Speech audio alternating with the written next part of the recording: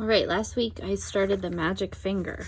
Remember, it was about a little girl and she had two neighbors, the Gregg family, and the boys are named Philip and William, and they like to go hunting. And she doesn't like that they go hunting because she thinks it's mean to kill the animals, right? And then she told us about her magic finger. Remember, her teacher was mean to her because she spelled cat wrong, and she put the magic finger on her teacher. And you know what happened to her teacher? Remember, she kind of started turning into a cat. She grew whiskers and a tail, and she said, "I'm never going to put the magic finger on anyone again." But then, she put the magic finger on the Gregg family, right? And remember, they went out hunting and there were 4 ducks that kept following them. And the 4 ducks followed them home, and he tried to shoot at them and they didn't even go away. All right, so let's continue. Later that night, after Philip and William had gone to bed, Mr. Gregg went outside to get some wood for the fire. He was crossing the yard when all at once he heard the call of a wild duck in the sky. He stopped and looked up. The night was very still. There was a thin yellow moon over the trees on the hill, and the sky was filled with stars. Then Mr. Gregg heard the noise of wings flying low over his head, and he saw 4 ducks, dark against the sky, flying very closely together. They were going around and around the house. Mr. Gregg forgot about the firewood and hurried back inside. He was now quite afraid. He did not like what was going on, but he said nothing about it to Mrs. Gregg. All he said was, "Come on, let's go to bed. I feel tired." And so they all went to bed. When morning came, Mr. Gregg was the first to wake up. He opened his eyes. He was about to put a hand out for his watch to see the time, but his hand wouldn't come out. "That's funny," he said. "Where's my hand?" He lay still, wondering what was up. Maybe he had hurt his hand in some way. He tried the other hand. That hand wouldn't come out either. He sat up. Then, for the first time, he saw what he looked like. He gave a yell, "Ah!" and jumped out of bed. Mrs. Gregg woke up, and when she saw Mr. Gregg standing there on the floor, she gave a yell too. "Ah!" For now, he was a tiny little man. He was maybe as tall as the seat of a chair, but no taller, and where his arms had been, he had a pair of duck wings instead. Oh my gosh. He's turning into a duck. But, cried Mrs. Gregg, going purple in the face. "My dear man, what has happened to you?" "What's happened to both of us, you mean?" shouted Mr. Gregg. It was Mrs. Gregg's turn now to jump out of bed. She looked at herself in the glass mirror, but she was not tall enough to see it. She was even smaller than Mr. Gregg, and she too had wings instead of arms. Oh, sobbed Mrs. Gregg. "This is witch's work," cried Mr. Gregg, and both of them started running around the room, flapping their wings. A minute later, Philip and William burst in. The same thing had happened to them. They had wings and no arms, and they were really tiny. They were about as big as robins, but look at their faces.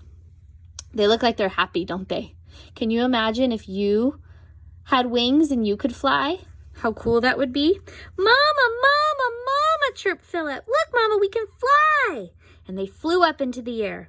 "Come down here at once," said Mrs. Gregg. "You're much too high."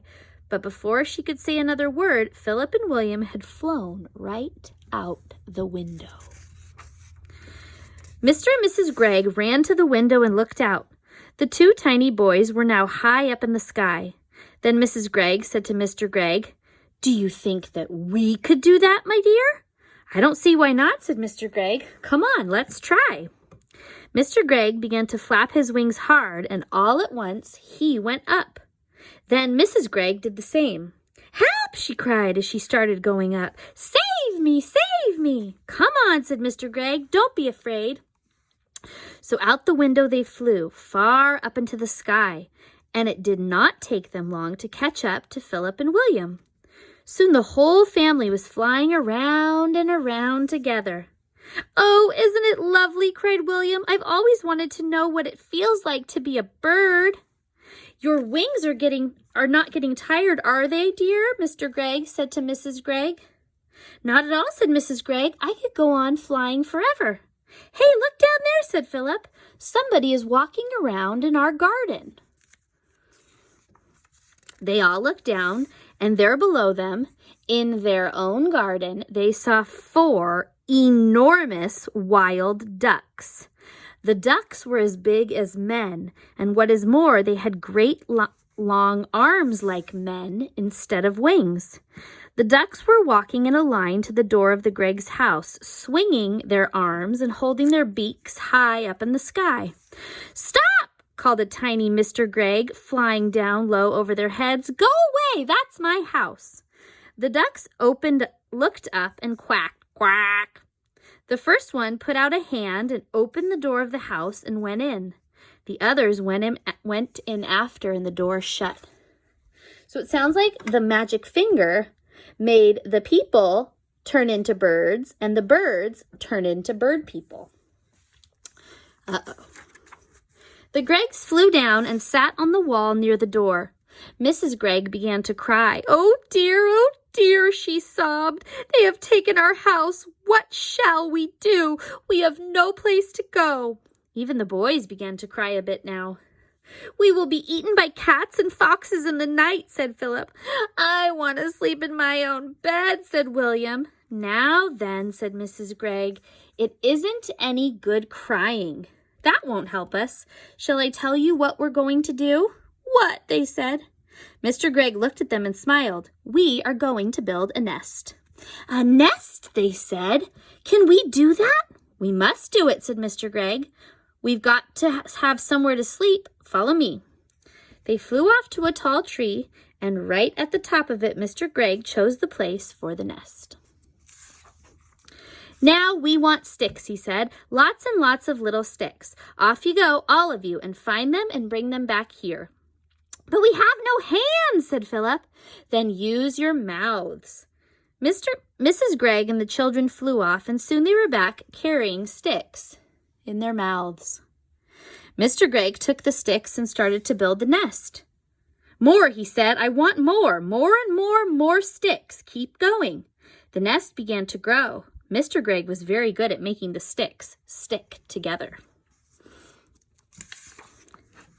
After a while, he said, That's enough sticks. Now I want leaves and feathers and things like that to make the inside nice and soft.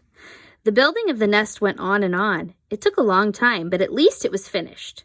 Try it, said Mr. Gregg, hopping back. He was very pleased with his work. There's somebody sitting in the nest. Mrs. Gregg's in there. Oh, isn't it lovely? Cried Mrs. Gregg, going into it and sitting down. I feel like I might lay an egg at any moment. The others all got in beside her. How warm it is, said William. And what fun to be living up so high, said Philip. We may be small, but nobody can hurt us up here. What about food, said Mrs. Gregg. We haven't eaten a thing all day.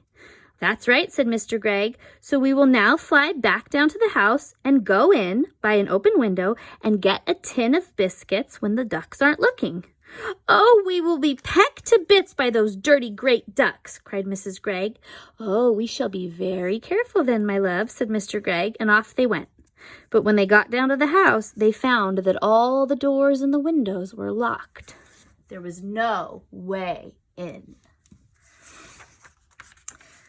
Just look at that beastly duck cooking at my stove, cried Mrs. Gregg as she flew past the kitchen window. How dare she?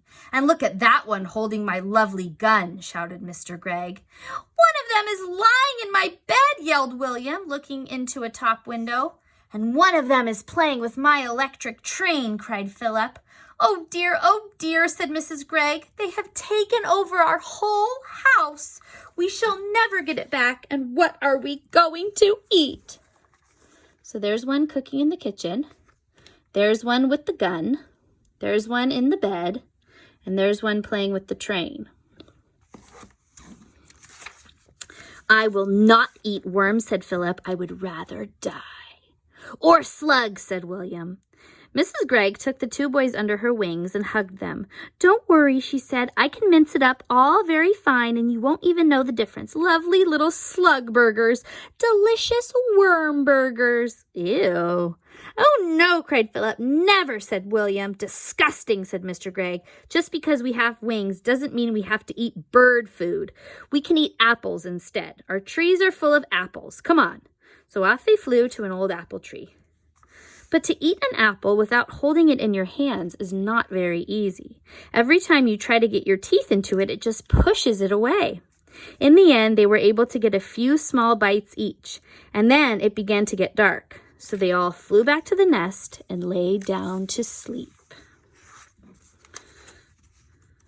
Let's see. It must have been about this time that I, back at my house, so it's the little girls talking, I picked up the telephone and I tried to call Philip. I wanted to see if the family was okay after I did the magic finger. "Hello," I said. "Quack," said a voice at the other end. "Who is this?" I asked. "Quack, quack." "Philip," I said, "is that you?" "Quack, quack, quack, quack, quack." "Oh, stop it," I said. Then came a very funny noise. It was like a bird laughing. Quack, quack, quack, quack, quack, quack, quack, quack, quack. Oh, quack, quack, quack, quack, quack, quack, quack. I put down the telephone quickly. "Oh, that magic finger," I cried. "What has that magic finger done to my friends?" That night, while Mr. and Mrs. Gregg and William and Philip were trying to get some sleep up in the high nest, a great wind began to blow. The tree rocked from side to side, and everyone, even Mr. Gregg, was afraid that their nest might fall down. Then came the rain. It rained, and the water ran into the nest, and they all got as wet as could be. Oh, it was a bad, bad night. There is the little nest up there. Do you see it? Right there.